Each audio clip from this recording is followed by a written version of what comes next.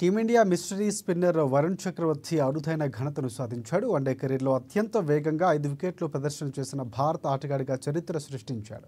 న్యూజిలాండ్తో దుబాయ్ వేదికగా జరిగిన మ్యాచ్లో వరుణ్ 5 వికెట్లు పడగొట్టాడు. కాగా వరుణ్ చక్రవర్తికి ఇది రెండో వన్డే మ్యాచ్ మాత్రమే. అంతకుముందు ఈ ఘనత టీమిండియా మాజీ ఆటగాడు స్టూవర్ట్ బిన్నీ పేరిట ఉండేది. బిన్నీ తన 3వ వన్డే మ్యాచ్లో బంగ్లాదేశ్పై ఈ ఘనత సాధించాడు.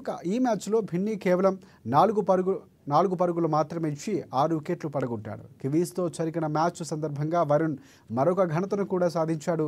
ఛాంపియన్స్ ట్రోఫీలో అత్యుత్తమ గణాంకాలు నమోదు చేసిన 2వ బౌలర్గా నిలిచాడు అతడు.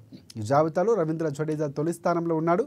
2013లో వెస్టిండీస్తో జరిగిన మ్యాచ్లో జడేజా 36 పరుగులు ఇచ్చి 5 వికెట్లు తీయగా కివీస్తో మ్యాచ్లో జరిగిన వరుణ్ చక్రవర్తి 42 పరుగులు ఇచ్చి 5 వికెట్లు తీశాడు.